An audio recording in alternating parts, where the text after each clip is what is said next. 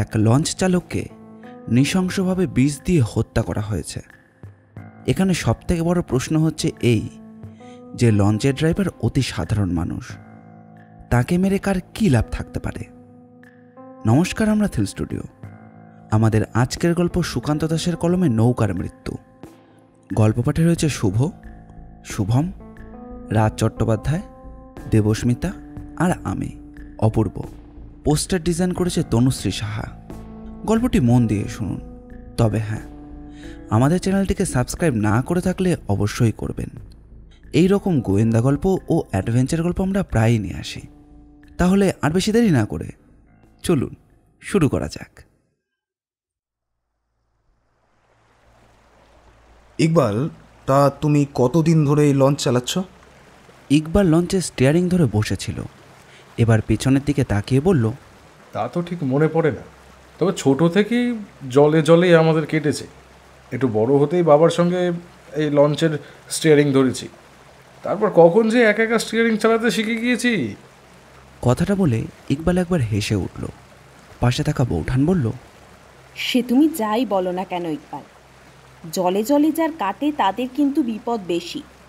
জলে কুমির থাকে, সাপ থাকে, তারপর সুন্দরবনে তো জঙ্গলে এখানে ওখানে বাঘ। ওই যে বাঘ! কথাটা শুনে লঞ্চের মধ্যে সকলেই এবার কেমন যেন ভয়ে কেঁপে উঠল। তারপর বৌঠান আর আরেকজন স্ত্রীলোক যে আমাদের লঞ্চে ছিল তার মুখ থেকে একটা আর্তনাদ বেরিয়ে এলো। লঞ্চের এদিক ওদিক তাকিয়ে ওরা দেখছে। এমন সময় মতিন তার দাঁত বার করে হো হো করে হেসে উঠল, বলল, ভয় পেয়েছে। কিন্তু বাঘ এমন ভাবেই দেখা যায় হঠাৎ করে। বারবার ডাকাডাকি করে নিজের কথা জানান দিয়ে সামনে আসে না, হঠাৎ করে আসে। মাঝে মাঝে তো নদীর সাথে লঞ্চে উঠে পড়ে। মতিন, কি হচ্ছে? ওনাদের ভয় দেখাচ্ছিস কেন? এমনিতেই বুঝতে পারছিস ওরা ভয় পাচ্ছে, তার ওপর। সত্যিই তো, মতিন বড় দুষ্টু। আমরা ভয় পাচ্ছি দেখে অমনি আমাদের আরো ভয় দেখাতে চাইছো। এমনভাবেই আমাদের লঞ্চে দিন কাটছিল। আমাদের লঞ্চে 4 দিন ভ্রমণ। 2 দিন বেশ ভালোভাবেই কেটে গিয়েছিল, কিন্তু দ্বিতীয় দিন রাতের বেলা হঠাৎ করে একটা চিৎকার শুনে তাড়াতাড়ি নিজের শোয়ার জায়গা থেকে বাইরে বেরিয়ে এসে দেখি লঞ্চের ডেকের উপরে দাঁড়িয়ে চিৎকার করছে মতিন। তার একপাশে পাথরের মূর্তির মতো ভয় পাওয়া চোখে তাকিয়ে রয়েছে নিবারণ। আর তাদের দৃষ্টি লক্ষ্য করেই সামনের দিকে তাকাতেই দেখা গেল একটা ভয়াবহ দৃশ্য। উল্টে পড়ে রয়েছে ইকবাল, লঞ্চটা থেমে রয়েছে। ইকবাল স্টিয়ারিংয়ের কাছে বসে একপাশে উল্টে পড়ে রয়েছে, তার মুখ থেকে ফেনা বেরিয়ে আসছে। দেখেই বোঝা যায় মৃত্যুটা হয়েছে বিষক্রিয়ায়, কিন্তু কখন মৃত্যুটা হয়েছে সেটা ঠিক বোঝা গেল না। আমাদের যাত্রীদের মধ্যে লোকজন খুব একটা বেশি ছিল না। আমি, ব্যোমকেশ আর বৌঠানকে বাদ দিলেও আরও 4 জন। আমাদের মধ্যে একজন দম্পতি আর বাকি 2 জন একা একাই এসেছিল, তারা পুরুষ। তাদের মধ্যে একজন গম্ভীর গলায় বলে উঠল, কিন্তু কাজটা করলো কি? এখুনি খুন বলে ব্যাপারটাকে দাগিয়ে দিলে চলবে না। মনে রাখতে হবে আমরা কিন্তু জলে আছি। আমরা বিভিন্ন রকমেরই খাবার খেয়েছি, বিশেষ করে মাছ আর মাংস। তাই হতেই পারে মাছ কিংবা মাংস অথবা অন্য কিছুতে। কিন্তু সেটা হলে তো আমাদের সকলেরই সমস্যা হওয়া দরকার। ভালো করে একবার পরীক্ষা করে দেখুন তো। আসলে আমাদের মধ্যে যে দম্পতি ছিল সেই দম্পতির পুরুষ একজন ডাক্তার, তার নাম ভবানী রায়। তিনি কলকাতাতেই একটি চেম্বার করেছিলেন। তার বসার খুব ভালো না হলেও সম্প্রতি উঠতির দিকে তিনি তার স্ত্রীকে নিয়ে একবার ঘুরতে এসেছিলেন। তিনি ব্যোমকেশের দিকে তাকিয়ে বললেন, ব্যোমকেশবাবু, কাজটা কি ঠিক করা হবে না? মানে যদি ব্যাপারটা খুন হয়ে থাকে তাহলে মৃতদেহের গায়ে তো। আহা ডাক্তারবাবু, পুলিশি ব্যাপারে যা হবে তা না হয় আমিই সামলে নেব। পুলিশের সঙ্গে আমার চেনা জানা রয়েছে, তাতে অসুবিধা হবে না।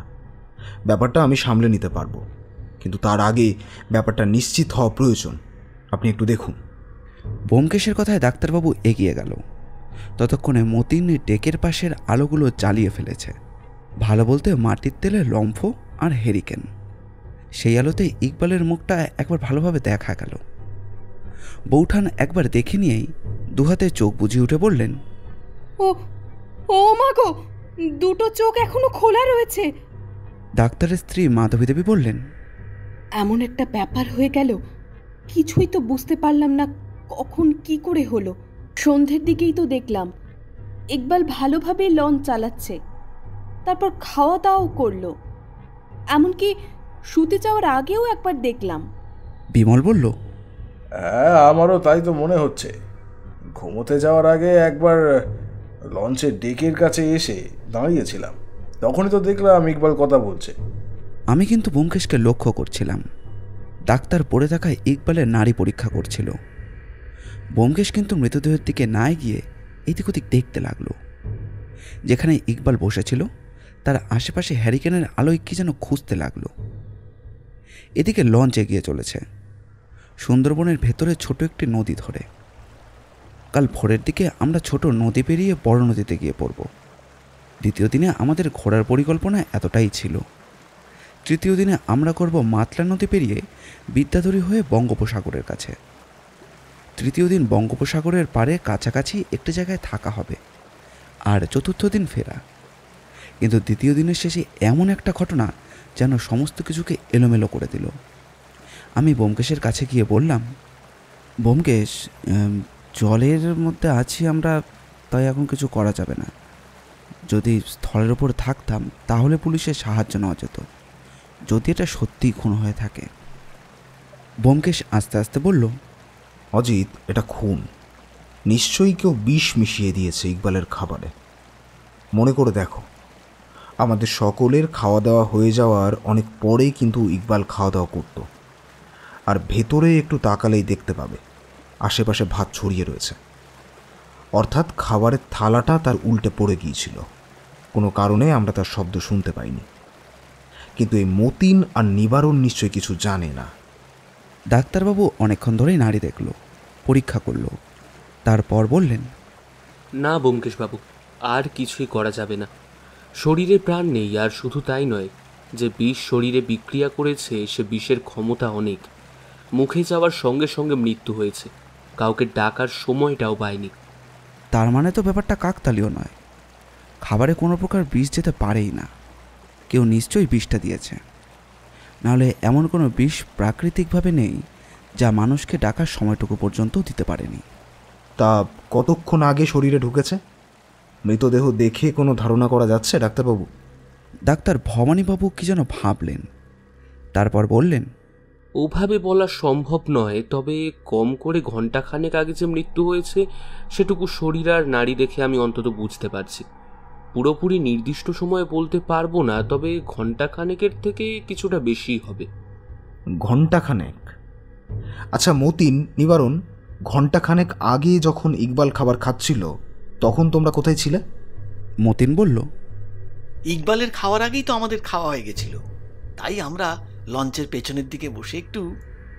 হাতের ইশারায় বুঝলাম নেশা করার কথাই বলল। নিবারণের দিকে তাকাতে নিবারণ গম্ভীর গলায় বলল, সে তখন ঘরের ভেতরে ছিল। তারা খাওয়া দাওয়ার পর ঘরের ভেতর একটু বসেছিল, তখন এখানে কোনো কাজ নেই। এই সময় লঞ্চ আস্তে আস্তে চলে, তাই তারা ঘরের ভেতরেই ছিল। যখন মতিন পেছনের দিকে চলে গেল তখন সেও ঘরে ঢুকেছিল।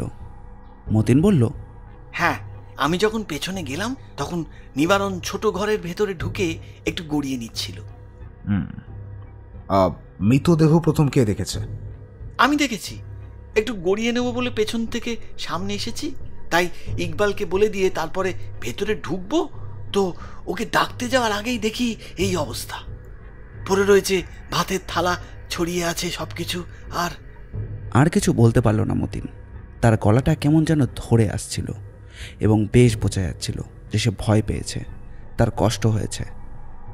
ব্যোমকেশ কিন্তু এবার সোজা তাকালেও ডাক্তারবাবুর স্ত্রীর দিকে এসে বলল, আপনি শেষবার ইকবালকে যখন দেখেছিলেন তখন 1 ঘন্টা আগে হবে নিশ্চয়ই। হ্যাঁ ব্যোমকেশবাবু, 1 ঘন্টার অনেক আগে হবে। তারপর তো আমি চলে গেলাম ঘুমোতে, তখনও তো ওই মতিন আর নিবারণ এখানেই ছিল। দেখা গেল মিস্টার রায়, ডাক্তারবাবু এবং তার স্ত্রী, এমনকি বিমলবাবু পর্যন্ত একই সঙ্গে দেখেছে। অর্থাৎ সবাই চলে যাওয়ার পরই ওরা ডেকের কাছ থেকে সরে গিয়েছে, তারপর এই ব্যাপারটা হয়েছে। ব্যোমকেশ কিন্তু মুখে আর কিছুই বলল না, চুপ করে মৃতদেহ দেখতে লাগলো। মতিন বলল, এবার কি করা যায়? এভাবে তো আর মৃতদেহ নিয়ে ঘুরতে পারবো না। নিশ্চয়ই মৃতদেহটা কোথাও নামাতে হবে, ওর বাড়ির লোককে খবর দিতে হবে, সেখানে পাঠানোর ব্যবস্থা করতে হবে। আপনাদের বোধহয় এবার ফিরে যেতে হবে। কিন্তু আজকের রাতটা তো আমরা এখানেই রয়েছি। তাছাড়া কাল সকালে আমরা যেহেতু বড় নদীর অভিমুখে চলেছি, সেখানেই আমাদের পৌঁছতে হবে। সেখান থেকে ফেরা মানে আরও একটা দিনের ব্যাপার, অর্থাৎ 2 দিন আমাদের হাতে রইল। মিস্টার রায় বললেন, 2 দিন আপনার হাতে রইল মানে কাজটা যদি কারোর হয় তাহলে তো তাকে শাস্তি দিতেই হবে এবং তার জন্য তাকে ধরতেই হবে। তাই 2 দিন আমাদের হাতে রইল তাকে ধরার জন্য। যখন খুনটা হয়েছে তখন আপনি মোটেই এখানে ছিলেন না। তাছাড়া আমরা পর্যন্ত ডেকেছিলাম না, এমনকি মতি আর নিবারণ পর্যন্ত পিছনের দিকে ছিল। তাহলে আপনি ধরবেন কি করে? আপনি বোধহয়, আচ্ছা থাক, যখন কাজটা করা যাবে তখন না হয় দেখা যাবে। অজিত, তুমি ডেকের চারপাশটা ভালো করে খুঁজে দেখো তো, আর খাবারের যে স্যাম্পেলটা পাবে সেটা খানিকটা কোনো একটা প্লাস্টিকের কাগজে রেখে দাও। দেখবে বা চেষ্টা করবে যেন হাত না লাগে। ঘুরতে এসেও কি এমন একটা কেসের মধ্যে আমাদের পড়তে হবে? ব্যাপারটা ভেবে অনিচ্ছা সত্ত্বেও ডেকের ভেতরে আসলাম। দেখলাম সামনের দিকে, অর্থাৎ যেখানে ইকবাল বসে লঞ্চ চালাচ্ছিল তার পাশে ভাত ছড়িয়ে রয়েছে। শুধু ভাত নয়, সেদিন রাতে মতিন মাংস রান্না করেছিল, তার ঝোল এবং তার সঙ্গে এদিক ওদিক ছড়িয়ে থাকা 2-1টা মাংসের টুকরো সব কিছুই চোখে পড়ল। তার মধ্যে থেকে খানিকটা ঝোল লাগা ভাত একটা কাগজে মুড়ে তুলে রাখলাম। ডাক্তারবাবু বললেন, কিন্তু ব্যোমকেশবাবু, আপনি যে ওই খাবারটা তুলে রাখলেন সেটা ফরেন্সিকে পাঠাতে পাঠাতে তো অনেকটা সময় লেগে যাবে। তখন কি আর তার মধ্যে থাকা ওই বিষ পাওয়া যাবে? ওটা থেকে না পাওয়া গেলেও ইকবালের শরীর থেকে তো পাওয়া যাবে। তখন না হয় কিছু একটা মিলিয়ে দেখার চেষ্টা করা যাবে। আমাদের কাছে তো এই মুহূর্তে আর তেমন কিছু করার নেই, যেটা আছে সেটা তো রাখতেই হবে। কিন্তু কে করলো বলুন তো এমন কাজ? এখন আমাদের লঞ্চে নিয়ে যাবে কে? নিবারণ আশ্বাস দিল যে সেই লঞ্চ চালাবে। সেটাই ঠিক হবে, তবে এখানে লঞ্চ দাঁড় করিয়ে আর কোনো লাভ হবে না। আর একটু পাড়ের দিকে নিয়ে গিয়ে যদি দাঁড় করানো যায়, আমার মনে হয় তাতে সুবিধা। একদম মাঝামাঝিতে লঞ্চ দাঁড় করিয়ে কোনো লাভ নেই। কিন্তু রাতের বেলা তো আর সুন্দরবনের জঙ্গলের ভেতর থেকে বাঘ লাফিয়ে পড়তে পারে। পাড়ের দিকে নিয়ে গিয়ে লঞ্চ দাঁড় করানোয় বিপদ হয় যদি? হবে না। তাছাড়া লঞ্চে তো আগুন জ্বলবে, এমনকি মৃতদেহ যখন রয়েছে আমাদের কাউকে না কাউকে জেগে থাকতে হবে। আপনারা বরং যান, নিবারণ, মতিন আর আমি রয়েছি। রাতের দিকে আমাদের সেভাবে ঘুম আসে না, আপনারা নিশ্চিন্তে থাকুন। কিন্তু সে কথা বললে কি করে হবে? এটা তো খুন বলেই মনে হচ্ছে। আমাদের সকলেরই থাকা দরকার ডাক্তারবাবু। আপনি আর আপনার স্ত্রী যদি চান তাহলে ঘুমোতে যেতে পারে। আর ব্যোমকেশবাবু, আপনিও চাইলে সত্য, তোমার এখানে থাকার প্রয়োজন নেই। তুমি যাও, গিয়ে একটু বিশ্রাম নাও। তাছাড়া কালকে সারাদিনটা কোথায় কোথায় যেতে হবে, কিভাবে কাটবে তার কিছুই জানা নেই। ডাক্তারবাবু, আপনি বরং যান। শেষে ব্যবস্থা হলো। বৌঠান আর ডাক্তারের স্ত্রী মাধবী দেবী ভেতরে চলে গেলেন। আমি, ব্যোমকেশ, ডাক্তারবাবু, মিস্টার রায়, বিমলবাবু রইলাম ডেকের কাছে, আর আমাদের সঙ্গে মতিন আর নিবারণ। মৃতদেহটা আগের মতোই পড়ে রয়েছে, কেউ সেটাকে হাত দেয়নি। মতিন বলল, কেমন করবে ব্যোমকেশবাবু? আর ইকবালের ওপরে রাগ ছিল, তাকে বিষ দিয়ে খুন করতে পারে এমন কেই লঞ্চে আছে বলুন তো? আচ্ছা ব্যোমকেশবাবু, আপনার কি সন্দেহ হচ্ছে বলুন তো? যখন আমরা সবাই ভেতরে ছিলাম তখনই কি তার খাবারে বিষক্রিয়া হয়েছে? তাহলে কাজটা কে করতে পারে? সব থেকে বেশি সুযোগ কার ছিল? আপনি কি মনে করেন? এই মুহূর্তে কিছু বলা যাচ্ছে না ডাক্তারবাবু, আমার একটু সময় লাগবে। আচ্ছা, শেষবার নিবারণ আর মতিনের সঙ্গে এখানে কে ছিল? বোধহয় শেষবার ওদের আমি দেখেছিলাম, কারণ আমি যখন শোয়ার আগে একবার বাইরে বেরিয়েছিলাম তখনই দেখলাম নিবারণ আর মতিন হাঁটতে হাঁটতে পেছনের দিকে যাচ্ছে। অর্থাৎ তারপর এই ব্যাপারটা হয়েছে। অকারণে কেউ কাজটা করবে না। আমারও সেটাই মনে হয় ব্যোমকেশবাবু। কোনো কারণে ইকবালকে বিষ দেওয়া হয়েছে, কিন্তু ইকবালের মতো একজনকে খুন কেউ করবে কি? আমার মনে হয় না। ইকবাল আমায় কিছু একটা বলতে চেয়েছিল। আজ বিকেলের দিকেই সে আমায় বলেছিল সে রাতে আমায় কিছু একটা বলবে। এমন কিছু একটা সে জানতে পেরেছে, যেটা তখন আমায় বললে বিপদ হতে পারত, তাই পরে বলবে বলেছিল। সেই কারণেই আমি ওই পেছনে চলে গেছিলাম। ওই তখন নেশা করে ফিরে এসে তার কাছে শুনবো, আর সত্যি বলতে সেই জন্যই তো আমার ফিরে আসা। এই কথা শুনে আমরা সকলেই অবাক হয়ে গেলাম। বললাম, কিন্তু ইকবাল তোমায় এমন কি বলতে চেয়েছিল? সুন্দরবনের এই জলে আর ডাঙায় না মাঝে মাঝে চোরা শিকারী থাকে। তারা সুন্দরবনের কিছু গাছপালা যেমন চুরি করে, তেমন বনের ওই বন্যপ্রাণীদেরও হত্যা করে। তাদের লুকিয়ে চুরিয়ে এখান থেকে নিয়ে যায়। এটা অনেক আগে থেকেই চলছে। এখন পুলিশের পাহারার জন্য কাজটা তেমন হয় না। আগে নদীতে চলার সময় জল পুলিশের সঙ্গে দেখা হতো না, তবে এখন ওই জল পুলিশ এখানে মাঝে মাঝে না ঘোরে। কিন্তু সে যদি এমন কিছু জেনে থাকে, তাহলে তখন ব্যাপারটা বলল না কেন? রাতের বেলা বলবে বলেছিল কেন? কাকে ভয় পাচ্ছিল সে? জানি না, তখন আমায় কিছু বলেনি। তবে তখন কিন্তু ছিল, সে আমাদের যখন এই কথাটা বলছিল না, তখন ওই কারোর একটা হেঁটে আসার শব্দ আমি পেয়েছিলাম। এই তারপরেই না ইকবাল কথা ঘুরিয়ে অন্য কিছু বলল। হ্যাঁ, তার মানে এই লঞ্চেই আমাদের মধ্যে এমন কেউ একজন আছে যাকে ইকবাল ভয় পাচ্ছিল। আচ্ছা নিবারণ, তুমি কিছু জানো না? নিবারণ বলল সে কিছুই জানে না, সে এই লঞ্চে নতুন এসেছে। মতিন বলল, নিবারণ আমাদের লঞ্চের লোক নয়, সে অন্য লঞ্চে থাকে। আমাদের লঞ্চে এসেছিল, এই আপনারা এসেছেন তো, তাই একজনের পক্ষে রান্না বান্না এবং ওই সমস্ত কাজ করে না ইকবালকে সাহায্য করা অসম্ভব।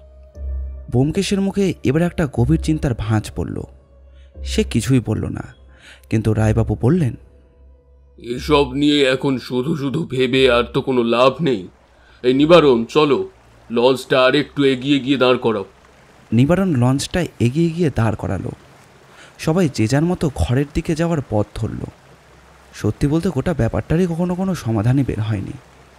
মতির মৃতদেহটার কাছেই ছিল, তাকে সেখানে থাকতে বলে আমরা যে যার নিজেদের ঘরে ফিরে গেলাম। মিস্টার রায়, ডাক্তারবাবু, এমনকি বিমলবাবু পর্যন্ত।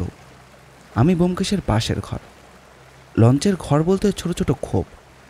একটা ঘরে ব্যোমকেশ আর বৌঠান, আর তার পাশেরটা আমার জন্য বরাদ্দ ছিল। আমার ঘরে এসে কিন্তু ব্যোমকেশ নিশ্চিন্তভাবে বলল, আচ্ছা অজিত, একটা কথা ভেবে দেখো তো, এই লঞ্চে এমন কে আছে যার ইকবালের মৃত্যুতে লাভ রয়েছে? আচ্ছা, একটা ব্যাপার কিন্তু আমি কিছুতেই বুঝতে পারলাম না। এই তো ইকবাল যদি কোনো কথা মতিনকে বলতে চায়, তাহলে সেটা তো তাকে লঞ্চে ওঠার আগেই বলতে পারত। তার মানে কি লঞ্চে ওঠার পরে সে কিছু জানতে পেরেছিল যেটা... আমি কিন্তু অন্য কথা ভাবছি। হঠাৎ করে মতিন ওই চোরা শিকারীদের কথা বলল কেন? তাহলে কি এই ইকবাল যে কথা বলতে চেয়েছিল তার সঙ্গে ওই চোরা শিকারীদের কোনো সম্পর্ক আছে? নাকি মহিন কিছু একটা সন্দেহ করেছিল? আর তার মানে তুমি বলতে চাইছো এর মধ্যে চোরা শিকারীর একটা সম্পর্ক রয়েছে? তবে বিমলবাবু আর মিস্টার রায়, এরা দুজনেই কিন্তু আমাদের অচেনা। ডাক্তারবাবু অচেনা, তবে কলকাতায় তার থাকার জায়গাটা আমরা জানি, এবং তার স্ত্রীও সঙ্গে রয়েছে। অর্থাৎ বিমলবাবু আর মিস্টার রায়ের মধ্যে কেউ একজন হতেই পারে এই ঘটনার সঙ্গে প্রত্যক্ষ কিংবা পরোক্ষভাবে যুক্ত। ডাক্তারবাবুকে কিন্তু বাদ দেওয়া যাচ্ছে না। মনে রেখো, বিষটা এমন যেটা খাওয়ার বেশ কিছুক্ষণের মধ্যেই ইকবাল মারা গিয়েছে। সে কাউকেই ডাকার সুযোগ পায়নি। ডাক্তারবাবু এই বিষয় সম্পর্কে একটু বেশি জানতে পারবে বলে তো মনে হয় না। তাহলে তাকে সন্দেহের তালিকা থেকে কি করে বাইরে রাখা যায়? কিন্তু তুমি বুঝতেই পারছো না, ডাক্তারবাবু খুন করতে যাবেই বা কেন? তার মোটিভটাই বা কি? বৌঠান যে ঘুমোয়নি সেটা আমরা জানতাম না। আমার কথা শুনে এবার বৌঠান ভেতর থেকে বলল, এই ঠাকুরপো, আমার কিন্তু একটা কথা মনে হচ্ছে। আমরা যখন সবাই ঘুমিয়েছিলাম, চিৎকারটা শুনে সকলের ঘুম ভাঙল। তার আগে কে যেন একটা আমাদের পেছনের প্যাসেজ দিয়ে পিছনের দিকে গিয়েছিল। সেটা তো নিবারণ কিংবা মতিনও হতে পারে। আরে তুমি ভুলে যাচ্ছ, নিবারণ কিংবা মতিন ভেতরের দিকে আসবে কেন? সে তো লঞ্চের এক পাশ দিয়ে নিচের দিকে নেমে পেছনে যায়, উপরের দিকে সে আসতে যাবে কেন? তাই তো। তাছাড়া আমাদের পেছনের দিকে, অর্থাৎ আমাদের পেছনের দিকে মানে মিস্টার রায় আর ওই বিমলবাবু। তাহলে বিমলবাবু তো আমাদের বললেন যে যখন নিবারণ এবং মতিন পেছনের দিকে যাচ্ছিল তখন এসে শুয়ে পড়েছিল। তাহলে যে সময় চিৎকারটা হয় সেই সময়ই বা কেন? আমার মনে হয় ওই চিৎকারটা হওয়ার খানিকটা আগেই আমি শব্দটা শুনতে পেয়েছিলাম। এই মুহূর্তে ঠিকভাবে মনে পড়ছে না, আসলে ঘুমের চোখটা সামান্য লেগে এসেছিল। ব্যোমকেশ যেন চিন্তায় পড়ল। ঘরের ভেতরে জ্বলতে থাকা অল্প হ্যারিকেনের আলোয় তার মুখে যেন চিন্তার ভাঁজ দেখতে পেলাম। আমি বললাম, কি হলো ব্যোমকেশ, কি ভাবছো তুমি? বাইরে কোথাও এদের দুজনের ব্যাপারে একটা খোঁজ খবর নিয়ে নেওয়া যেত, কিন্তু এখানে তো সেটা সম্ভব নয়। আর একবার যদি লঞ্চ থেকে কেউ ওরা নেমে যায় তাহলে তো তাদের আর কাউকেই খুঁজে পাওয়া যাবে না, বিশেষ করে যদি ওদের মধ্যে কেউ একজন অপরাধের সঙ্গে যুক্ত থাকে। তাহলে লঞ্চটা পাড়ের দিকে এগিয়ে নিয়ে গিয়ে থামানো হলো। পাড়ের দিকে বাঘের ভয় থাকতে পারে, তাছাড়া মৃতদেহ আগলে মতিন কতক্ষণ বসে থাকবে? আরে তাই তো, মৃতদেহ আগলে তো মতিন একাই বসে রয়েছে। মতিন একা বসে থাকবে কেন? তার সঙ্গে নিবারণ আছে, তাছাড়া আমরাও একটু পরে যাব। কি থেকে কি যে হয়ে গেল। ছুটি কাটাবার জন্য এখানে এলাম, আর ওই দীনেশবাবুর কথা, যে লঞ্চের ব্যবস্থাটা হলো, কিন্তু একটু বেশি টাকা দিয়ে শুধু আমাদের জন্য ছোট্ট লঞ্চের ব্যবস্থা করলে আর এমনটা হতো না। ওদের সঙ্গে ভাগাভাগি করে নিতে গিয়েই সমস্যাটা হলো। কিন্তু এই মিস্টার রায় আর বিমল বাবু তো এর পরে এসে জুটলেন। এখন তো এসব ভেবে আর কোনো লাভ নেই। সকাল পর্যন্ত যতটা যাওয়া যায়, তারপর দিনের আলোয় ফিরতি পথ ধরতে হবে। লঞ্চের ঘাটে পৌঁছে ব্যাপারটা পুলিশের নজরে আনতে হবে। ততক্ষণ মৃতদেহটা ভালোভাবে ওখানে থাকলে হয়। জল জঙ্গলে সুন্দরবনে তো সব কিছুতেই বিপদ। শুধু জল আর জঙ্গল নয় অজিত, সবচেয়ে বড় বিপদ হলো মানুষ। মানুষের চেয়ে হিংস্র আর কিচ্ছু নেই। বাইরের দিকে একটা শব্দ হলো বলে মনে হলো না? সত্য, তুমি ভেতরেই থাকো। তুমি দরজাটা ভেতর থেকে বন্ধ করো, আমি আর অজিত দেখছি। আমি আর ব্যোমকেশ আস্তে আস্তে এগিয়ে গেলাম। সামনের দিকে আমরা ফিরে এলাম। মিস্টার রায় আর বিমলবাবু ফিরেছে কিনা সেটা সঠিক বোঝা গেল না, অন্তত আমরা দেখিনি। বেরিয়ে আসার আগে একবার উকি মেরে দেখলাম মিস্টার রায় তার ঘরে নেই, বিমলবাবুও নেই। ডেকের কাছে এসে দেখি মতিন মৃতদেহের এক পাশে বসে রয়েছে, আর অন্য পাশে বসে রয়েছে বিমলবাবু। আমাদের দেখতে পেয়ে তিনি বললেন, ভেতরে গিয়ে আর কি করব? একে দিয়ে গুমোট লঞ্চ না চললে হাওয়াটা ভালোভাবে আসবে না। নিবারণ আর মিস্টার রায় কোথায় গেলেন? ওই পেছনের দিকে আছে, কি যেন কি কারণে পেছনের দিকে গেলেন। অজিত, তুমি এখানেই থাকো, আমি একটু চট করে পেছনের দিকে ঘুরে আসছি। মিস্টার রায় আর নিবারণের সঙ্গে একটু কথা বলে আসি। কথাটা বলে আমায় আর কিছু বলার সুযোগ না দিয়ে ব্যোমকেশ পেছনের দিকে চলে গেল। আমি, বিমলবাবু আর মতিন মিলের মৃতদেহের পাশেই বসে রইলাম। অন্ধকারের মৃতদেহের মুখটা এখন ভালোভাবে দেখা যায় না। আলো জ্বালিয়ে রাখা হয়েছে ডেকের ওপর, যেখানে মৃতদেহ রয়েছে সেখানে। তাছাড়া লঞ্চের দুপাশে দুটো আলোও ঝুলছে। আমরা বসে থাকতে থাকতে মতিন বলল, আমার ওই লোকটাকে না একদমই ঠিক মনে হচ্ছিল না। বিমলবাবু বললেন, কোন লোকটাকে? আরে যে লোকটা পেছনের দিকে গেছে, ওরা নিজেদের মধ্যে কী সব ফুসুর ফুসুর গুজুর গুজুর করছিল না, দুদিন ধরেই করছে না। রাতের দিকেই লোকটা বাইরে বেরিয়ে আসে, তারপরে ওই নিবারণের সঙ্গে কী সব কথাবার্তা বলে অনেকক্ষণ ধরে, হ্যাঁ, তারপরে আবার চলে যায়। ইকবালের চোখে না ব্যাপারটা ভালো লাগেনি। আচ্ছা বিমলবাবু, আপনার পেশাটা কি? মানে আপনি কি করেন? আমি ব্যবসায়ী, আমার বাড়ি বীরভূমের দিকে। আমি সুন্দরবনের একটা এলাকায় থাকি। আমার ব্যবসা বলতে পারো মাছের ওপরে। মাছ ধরতে যে সমস্ত সমুদ্রে যায়, ফিরে আসার পর সেই সমস্ত নৌকার মাছ বিভিন্ন জায়গায় রপ্তানি করা হয়, সেই সমস্ত কাজটাই আমি দেখি। বিমলবাবুকে আমি চিনি, এর আগেও আমাদের লঞ্চে দু একবার এসেছে। তাই তো যখন শুনলাম বিমলবাবু ওই বড় নদীর ঘাটের কাছে যাবে, তখন আর আমি না করলাম না। আর ওই লোকটা, এ মিস্টার রায় না কি যেন একটা নাম? আমি লোকটাকে চিনি না, তবে নিবারণ বলল তার নাকি মুখ চেনা, তাই আমরা বারণ করলাম না। দেখলেন তো, আপনাদের 4 জনের আসার কথা ছিল, আপনাদের বলে কইতে ওনাদের 2 জনের ব্যবস্থা করা হলো। এই জন্য আমি সত্যিই ওনাদের কাছে কৃতজ্ঞ। নাহলে এই মুহূর্তে সমস্ত লঞ্চ চলে গেছে, আমায় আরও 2 দিন অপেক্ষা করতে হতো। অন্য কোনোভাবে কি আপনি ওই ঘাটে পৌঁছতে পারতেন না? পৌঁছতে পারতাম না সে কথা নয়, পারতাম হয়তো, কিন্তু 2 দিনের জায়গায় বেশি দিন লাগতো। কাল সকালেই আমরা ওই ঘাটে পৌঁছে যাব, কিন্তু স্থলপথে গেলে আমার 3 দিনের বেশি লাগতো। তাছাড়া কাল দুপুরের দিকেই আমার ওইখানে একজনের সঙ্গে দেখা করা দরকার। মনে মনে ভাবলাম বিমলবাবু কাল সকালেই নেমে যাবে, তাহলে আজ রাত্রের মধ্যেই যা হওয়ার হবে। এই খবরটা ব্যোমকেশের জানা ছিল না। এটা জানা থাকলে সে নিশ্চয়ই আরও তাড়াতাড়ি নিজের কাজ করবে। কিন্তু ব্যোমকেশ কি কিছু বুঝতে পেরেছে?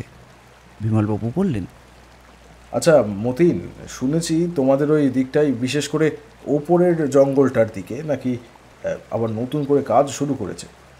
মাঝে মাঝে তাদের ওই ভেতরে দেখা যায়, তবে ধরা যাচ্ছে না। মাঝে মাঝে তো দেখি। এমন সময় ব্যোমকেশ চাপা পায়ে আস্তে আস্তে এগিয়ে এলো। মতিন, ওই নিবারণ তোমাদেরই লোক।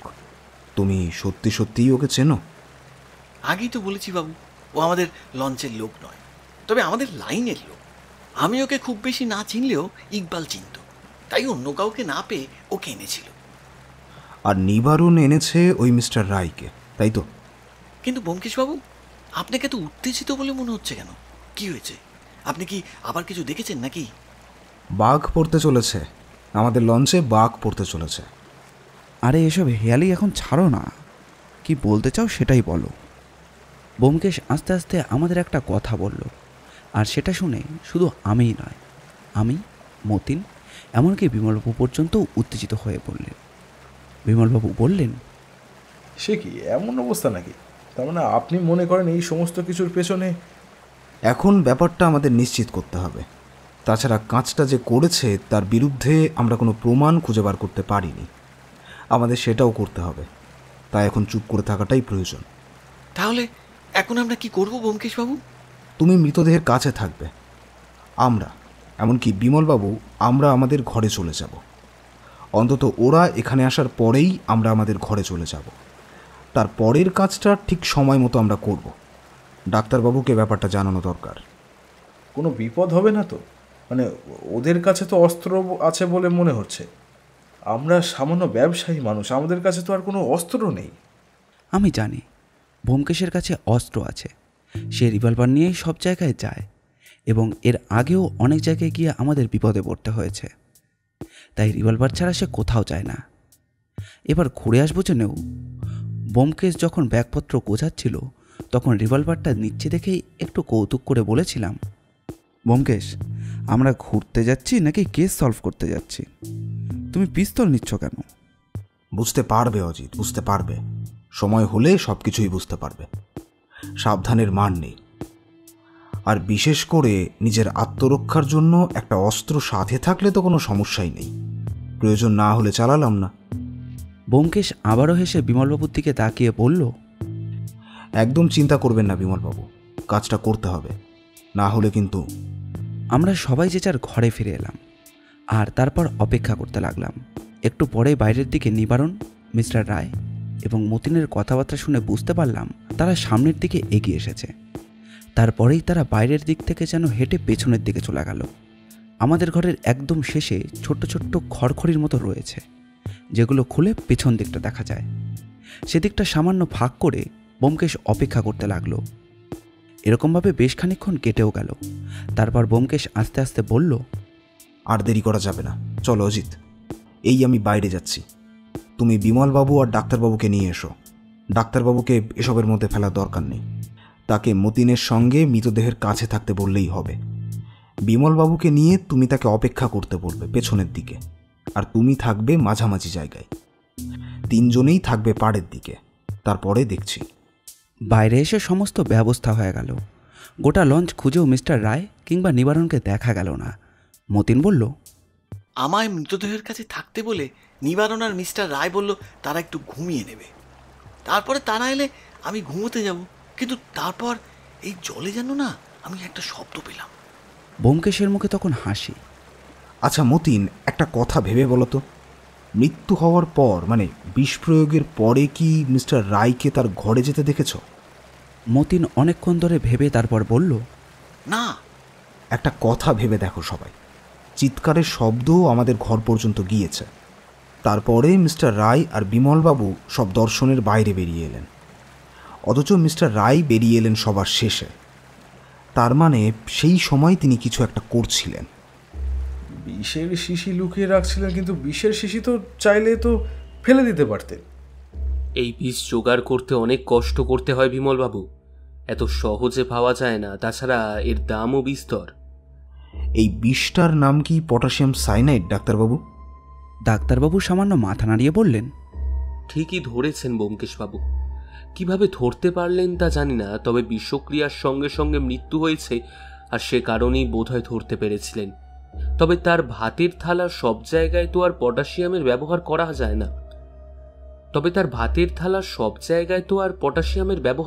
না। তাতে অনেক বিষ ব্যবহার করতে হয়। সামান্য বিষ তার ভাতের থালায় নির্দিষ্ট একটা জায়গায় ব্যবহার করতে হতো, কিন্তু যখন ইকবাল খেতে বসেছিল তার কাছে তো মিস্টার রায় ছিলেন না। মিস্টার রায় ছিলেন না তো কি হয়েছে? দুজনের মধ্যে একজন তো ছিল, নিবারণ তো ছিল। কি মতিন? মতিন কেমন যেন অবাক হয়ে ব্যোমকেশের দিকে তাকিয়ে বলল, কিন্তু আমি কি করে? কথাটা বলতে বলতে হঠাৎ করেই মতিনের কিছু যেন একটা মনে পড়ে গেল। তাই সে বলল, আরে তাই তো, এ আমার খাওয়া হওয়ার পরেই তো খেতে বসেছিল ইকবাল। আমি তখন নেশা করার জন্য ওই লঞ্চের পেছনে গেলাম, আর তখন নিবারণ ঘুমোবে বলল, তার ঘরের দিকে গেল। হ্যাঁ হ্যাঁ হ্যাঁ, মনে পড়েছে। তার আগেই আমি চলে যাওয়ার সময় ইকবাল নিবারণকে একবার ডেকেছিল। তখন নিশ্চয়ই ইকবালের খাবার বাড়া হয়ে গিয়েছিল। হ্যাঁ, হয়ে গিয়েছিল তখনই। গোটা ব্যাপারটার একটা সমাধান বেরিয়ে এসেছিল, কিন্তু যতই হোক হাতে নাতে কোনো প্রমাণ তো আর নেই। সমস্ত ব্যাপারটাই ব্যোমকেশের অনুমান এবং বাকিদের বলা কথার ওপর ভিত্তি করে। কিন্তু গোটা লঞ্চে তখনও মিস্টার রায় আর নিবারণকে দেখতে পেলাম না। তারপরেই ব্যোমকেশ কেন জানি না সমস্ত আলোগুলো নিভিয়ে ফেলতে বলল। একটু পরেই জঙ্গলের অন্য দিক থেকে একদম ধার ঘেঁষে একটা নৌকোকে দেখতে পেলাম। ব্যোমকেশ বলল, মতিন, আশা করি তুমি লঞ্চ চালাতে পারবে। পারবো, কিন্তু সেভাবে তো মানে। মতিন, তোমায় লঞ্চ চালাতে হবে। ভালো করে তাকিয়ে দেখো ওইদিকে। একটা শব্দ শুনতে পাচ্ছ? একটা শব্দ সত্যিই শোনা গেল, আর তখনই দেখা গেল নদীর পাড়ে ওরা লঞ্চ রেখেছিল। সেদিকে একরকম নদীর পাড় ঘেঁষে একটা কালো রঙের কি যেন এসে দাঁড়িয়ে রয়েছে। আকাশে চাঁদের আলো ভালোভাবে ছিল না। একটা আলো জ্বালিয়ে হাতে তুলে ফেলতেই বোঝা গেল এটা একটা লঞ্চ, আর সেই লঞ্চে বেশ কিছু লোকজন রয়েছে। আর দেরি করা যাবে না মতিন, এক্ষুনি আমাদের লঞ্চ পার করতে হবে, না হলে ওরা পালিয়ে যাবে। এই কথায় কি যেন হয়ে গেল। মতিন একটু চুপ করে দাঁড়িয়ে থেকে লঞ্চ চালু করলো এবং সকলে ডেকের কাছে পেছনের দিকে দাঁড়িয়ে রইলেন বিমলবাবু, আর আমি রইলাম মাঝামাঝি। ব্যোমকেশ আর মতিন রইল ডেকের কাছে, মৃতদেহ পড়ে রইল। ডাক্তারবাবু রইলেন অন্য পাশে। তবে সকলকেই সতর্ক করে দেওয়া হয়েছিল, যদি গুলি চলে তাহলে কেউ যেন বিপদের ঝুঁকি না নেয়। সঙ্গে সঙ্গে হয় ভেতরে, না হয় ডেকের ওপর শুয়ে পড়ে। আর সেই কারণেই আলো নিভিয়ে রাখা হলো। ওদের লঞ্চ চলতে শুরু করলে বুঝতে পারলাম সামনে আরও একটা লঞ্চ রয়েছে। পাড়ের কাছে কিছুক্ষণ দাঁড়িয়ে থেকেই লঞ্চটা চলতে শুরু করলো। বড় নদীর দিকে বরাবর ব্যোমকেশ গতি বাড়ানোর কথা বলল মতিনকে। আমাদের লঞ্চটাও আলো না জ্বালিয়ে চলছে। দেখতে দেখতে বেশ খানিকক্ষণ পরে আমরা ওই লঞ্চের কাছাকাছি এসে পড়ি। আসলে লঞ্চটা ছিল এপার থেকে ওপারের দিকে কোনাকুনি, আর আমরা মাঝামাঝি এসেছিলাম, তাই কাছাকাছি এসে পড়লাম। ব্যোমকেশ এবার চিৎকার করে বলল, মিস্টার রায়, আমরা কিন্তু আপনাদের পেছনে রয়েছি। চালাকি করে কোনো লাভ হবে না, আমরা কিন্তু আপনাদের ধরে ফেলব। ব্যোমকেশের কথা শেষ হতে না হতেই গুলি চলল সামনে লঞ্চ থেকে। গুলি ছুটে গেল আমাদের লঞ্চের দিকে। কেউ একজন গলা তুলে বলল, এখানে মিস্টার রায় বলে কেউ নেই, আপনারা শুধু শুধু আমাদের লঞ্চের পিছু পিছু আসছেন। আপনারা যেই হন না কেন চলে যান, নাহলে কিন্তু আমরা গুলি চালাবো। কথা বলার সঙ্গে সঙ্গেই যখন গুলি চলেছে তখন বোঝাই যাচ্ছে মিস্টার রায় লঞ্চে রয়েছে, তার সঙ্গে নিবারণও রয়েছে। শুধু শুধু পালিয়ে লাভ নেই, তোমরা যতদূর যাবে আমরা ততদূরই যাব। তাছাড়া পথে জল পুলিশের সঙ্গে তোমাদের দেখা হয়ে যেতেই পারে। লঞ্চে দূর থেকে কথা বলার জন্য মাইকিংয়ের মতো একটা ব্যবস্থা থাকে, সেটা ব্যোমকেশ হাতে তুলে নিয়েছিল। তারপর অপর লঞ্চ থেকেও ভেসে আসছিল। আমি তার পাশে গিয়ে আস্তে আস্তে বললাম, তুমি ওদের আগে থেকেই সাবধান করে দিলে কেন? বুঝতে পারছো না, একে অন্ধকার, তার উপরে ওদের কিংবা আমাদের সহজে দেখা যাবে না, তাই ওভাবে চিৎকারের শব্দগুলো শুনলে আশেপাশে যদি পুলিশ থাকে তারা সতর্ক হয়ে আমাদের দিকে আসবে, তাতে আমাদেরই সুবিধে। না হলে ওদের লঞ্চে নিশ্চয়ই অস্ত্রশস্ত্র বেশি রয়েছে। আমাদের কাছে মোটে একটা রিভলভার। ব্যাটারা ইকবালকে মেরে পালাচ্ছে, ওদের কিছুতেই পালাতে দেবেন না বাবু। ব্যোমকেশ আবার সেই চোঙের মতো জিনিসটা হাতে তুলে নিল।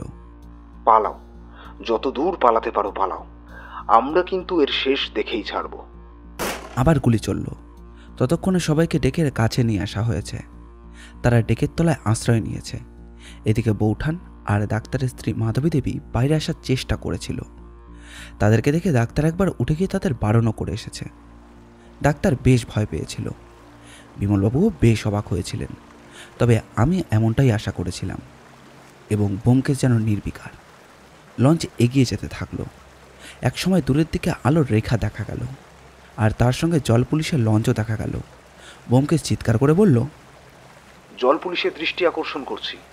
এই লঞ্চে চোরাচালানদের অনেক জিনিসপত্র রয়েছে, আর কয়েকজন চোরা শিকারও রয়েছে। তাছাড়া একটা খুন হয়েছে, তার খুনি ও লঞ্চে পালাচ্ছে। আপনারা আমাদের সাহায্য করুন। এরপরে দূর থেকে ভেসে এলো পুলিশের কথা। লঞ্চ থামান, নদীর পাড়ের দিকে নিন, দুটো লঞ্চ নদীর পাড়ের দিকে নিন, না হলে কিন্তু আমরা গুলি চালাবো। আবার গুলি চলল। এবার প্রথম লঞ্চ থেকে পুলিশ লঞ্চের দিকে, আর পুলিশ লঞ্চ থেকে প্রথম লঞ্চের দিকে। ততক্ষণে ব্যোমকেশের ইশারায় মতির লঞ্চটা থামিয়ে দিয়েছে। পুলিশের লোকেদের মধ্যে একজন আহতও হলো, কিন্তু ওই লঞ্চে থাকা লোকেদের বেশ কয়েকজন নিহত হলো। কেউ জলে ঝাঁপিয়ে পড়ল। তবে নিবারণ, মিস্টার রায় এবং আরও কয়েকজন ধরা গেল। পুলিশের লঞ্চটা আমাদের কাছে এসে আমাদের লঞ্চে উঠে মৃতদেহ দেখল এবং সমস্ত কথা শুনে তাকিয়ে থেকে পুলিশ অফিসার বললেন, ব্যোমকেশ বক্সী, কলকাতা লালবাজার। আচ্ছা, হ্যাঁ, আপনার কথা কিছু কিছু শুনেছি। আমাদের তো জলেই কাজ, ওদিকে তো আর কখনো যাওয়া হয় না। তবে লালবাজারে বেশ কিছু চেনা জানা রয়েছে, তাদের কাছে আপনার কথা শুনেছি, আপনার এবং আপনার সহকারী বন্ধু অজিতের কথা। সত্যি এই গোটা দলটাকে অনেকদিন ধরেই খুঁজে চলেছিলাম, কিছুতেই ধরতে পারছিলাম না। আজ আপনাদের উপস্থিত বুদ্ধির জন্য ধরতে পারলাম, না হলে যেভাবে এই আলো নিভিয়েও নদীর পাড় ঘেঁষে পালাচ্ছিল। আসলে আপনারাই আমাদের সাহায্য করেছেন, না হলে ওদের সবার কাছে অস্ত্র রয়েছে। তাছাড়া আশা করি আমাদের লঞ্চের থেকে ওদের লঞ্চটা অনেক ভালো, ওদের লোক বড় বেশি। যদি ওরা উল্টো দিকে আমাদের তাড়া করতো তাহলে আমাদের পালিয়ে যেতে হতো। তবে ভয় ওরা পাচ্ছিল বলে এই ব্যাপারটা ভেবে দেখেন। ডাক্তার বলল, আচ্ছা, কেন আপনার মনে হলো যে এই কাজটা ওই মিস্টার রায় আর নিবারণ মিলেই করেছেন? প্রথমে কিছুই বুঝতে পারিনি, তবে পরে বুঝলাম। সবাই মৃতদেহ দেখতে এলো, মিস্টার রায় সবার পরে এসেছিলেন। অথচ তিনি যে ঘুমননি সে কথা জানা যায়। তিনি নিজেই স্বীকার করেছিলেন যে রাত্রে তার ভালো ঘুম হয় না। তাছাড়া নিবারণের সঙ্গে তার সাক্ষাৎ রয়েছে। অথচ মতিন জানিয়েছে বিমলবাবু এই লঞ্চে মাঝে মাঝে যাওয়া আসা করে, তার সঙ্গে বেশ চেনাশোনা রয়েছে। কিন্তু মতিন বিমলবাবুর মধ্যে খানিকটা দূরত্ব ছিল, এমনটাই স্বাভাবিক। যার সঙ্গে সামান্য কয়েকবার দেখা হয়েছে তার সঙ্গে অত মেলামেশা অন্তত এখানে মানা যায় না। অথচ নিবারণ আর মিস্টার রায়কে আমি নিজেও কয়েকবার দেখেছি একসাথে কথাবার্তা বলতে। তাছাড়া মিস্টার রায়কে লঞ্চে তোলার ক্ষেত্রে নিবারণের কিন্তু হাত রয়েছে। কেমনভাবে? আমায় লঞ্চে তোলার ক্ষেত্রেও তো মতিনের হাত রয়েছে। আমায় তো সন্দেহ করলেন না কেন? আপনি ব্যবসায়ী, তাছাড়া মাছের ব্যবসা আপনি করেন, এটা মতিন আর ইকবাল দুজনের কাছ থেকেই আমি জানতে পেরেছি। তাছাড়া আপনার সঙ্গে কথাবার্তা বলেও তেমনটা মনে হয়েছে। অথচ মিস্টার রায় কিন্তু কারোর সঙ্গে খুব একটা কথাবার্তা বলেন না, তিনি নিজের মতনই থাকেন। অর্থাৎ তিনি কিছু একটা সবার থেকে সরিয়ে রাখতে চান। কিন্তু ওই বিষটা যে মিস্টার রায় মিশিয়েছিলেন সে কথা তুমি জানলে কি করে? আর তাছাড়া ডাক্তারবাবু তো বিষ সম্পর্কে অনেক জ্ঞান রয়েছে, তাহলে তাকে সন্দেহ করলে না কেন? সে কি ব্যোমকেশবাবু, আপনি আমাকেও সন্দেহ করেছিলেন? এই আমার স্ত্রী হয়েছে, তাকে জিজ্ঞেস করে দেখুন। আমার ভুল চিকিৎসা যদি কোনো রোগী সমস্যায় পড়ে, তার জন্য আমার রাতে ঘুম হয় না যে। ব্যোমকেশবাবু, খুন তো দূরের কথা, বাড়িতে কীটপতঙ্গ পর্যন্ত তিনি মারেন না। এমনকি বাড়িতে ইঁদুর ঢুকলেও মারেন না, বরং তাড়িয়ে দেন। ক্ষমা করবেন ডাক্তারবাবু, সন্দেহ করতে হয়েছিল আপনাকে, বিমল বাবুকে আর মিস্টার রায়কে, নিবারণকে, এমনকি মতিনকেও পর্যন্ত। মতিন হাঁ করে তাকিয়েছিল, তাই দেখে ব্যোমকেশ বলল, মতিন, তুমি আর নিবারণ সবচেয়ে বেশি কাছের ছিলে ইকবালের। তাছাড়া তুমি বলেছিলে ইকবাল তোমায় কিছু একটা কথা বলবে বলেছিল। এমনও তো হতে পারে একবার এমন কিছু বলেছিল সেটা তোমার বিরুদ্ধে যেতে পারে, তাই তুমি খুন করেছ। পরে তোমাদের সে কথা বলে বিভ্রান্ত করতে চাইছে। সত্যবতী বলল, তাহলে ইকবাল আসলে কি বলতে চেয়েছিল মতিনকে? আমার মনে হয় ইকবাল বুঝতে পেরেছিল আসলে এই মিস্টার রায় আর নিবারণ একই দলের লোক। তারা কোনো একটা কারণে লঞ্চে উঠে এসেছে। নিশ্চয়ই রাতের দিকে তাদের কথাবার্তা তাদের কানে গিয়েছিল, আর তাতেই ওরা বুঝতে পেরেছিল এরা ঘাটে কোনোভাবে নামতে চায়, কিংবা অন্য কোনো লঞ্চে নেমে তাদের কার্য সিদ্ধ করতে চায়। আর সেটা জেনে যাওয়ার ফলেই মৃত্যুটা হলো। সত্যি ব্যোমকেশবাবু, অপরাধী যদি একবার পালিয়ে যেত তাহলে তাকে ধরা সহজ হতো না। তাছাড়া তারা যে কাজটা করেছে সেটা তো প্রমাণ করাই যেত না। এখনো কাজটা একটু কঠিন, কিন্তু মৃতদেহের শরীরের বিষ এবং ওই ঘর থেকে আপনাদের খুঁজে বার করা সেই বিষের শিশিটার যদি বিষ মিলে যায় তাহলে একটা সম্ভাবনা থেকেই যায়। তাছাড়া নিবারণ ভয়ে ভয়ে অনেকটাই স্বীকার করেছে। তবুও জানেন তো, স্বীকারোক্তির সঙ্গে সঙ্গে প্রমাণও প্রয়োজন। সে কি, তুমি বিশেষ কিছু খুঁজে পেয়েছো? পেছনে গিয়ে আমি এই মিস্টার নিবারণের কথাবার্তাগুলো সামান্য শুনলাম, তখনই বুঝতে পারলাম কিছু একটা হয়েছে। তাই তখনই তাড়াতাড়ি ভেতরে গিয়ে মিস্টার রায়ের ঘর থেকে শিশিটা উদ্ধার করলাম। তার ঘরে একটা ছোট্ট বাক্সের মধ্যে সেটা ছিল। চেনাই যাবে না কতগুলো ছোট ছোট পাথরের মধ্যে ছোট্ট শিশিতে বৃষ্টি ছিল। তাহলে ব্যোমকেশবাবু, এখন কি করব? আপনারা যদি বলেন তাহলে আপনাদের ঘোরার ব্যবস্থা করে দিতে পারি। বিমলবাবুকে তো সামনের ঘাটে নামিয়ে দিতে হবে, কারণ কাল সকালেই তার সেখানে পৌঁছানো দরকার। তবে চাইলে আপনাদের তিনজনকে এবং ডাক্তার দম্পতিকে আমরা আরেকটা লঞ্চের ব্যবস্থা করে দিতে পারি। আপনাদের তো বড় নদী এবং সাগর দর্শনটা হলো না, তাই না? এই কেসটা সমাধান করার পুরস্কার হিসাবে যদি এমনটা হয় তাহলে আমার তাতে আপত্তি নেই। আশা করি ডাক্তারবাবু কিংবা মাধবী দেবীর আপত্তি থাকবে না। আপত্তি নেই। আমি কাল দুপুরে একবার নদীর ঘাটে নেমে শুধু কয়েকজনকে কয়েকটা কথাবার্তা বলবো এবং যে মাছ আসবে সেগুলো রপ্তানির ব্যবস্থা করে দিয়ে আসবো। আর ঘন্টাখানেক সময় দিলেই হবে। দুপুরের খাবারটা না হয় আপনারা ওখানে খেয়ে নেবেন, তাহলে আমারও কাজটা মিটে যাবে আর আপনাদের সামনে লাভ করতে পারবো। ব্যোমকেশবাবু, আপনার মতো গুণী মানুষের সান্নিধ্য থেকে আমাকে বঞ্চিত করবেন না। আবার কবে দেখা হবে তা তো আর ঠিক নেই। পুলিশের লঞ্চেই বাকিতে নিয়ে যাওয়া হয়েছিল। আমাদের লঞ্চ মতিন নিজেই চালিয়ে নিয়ে গেল।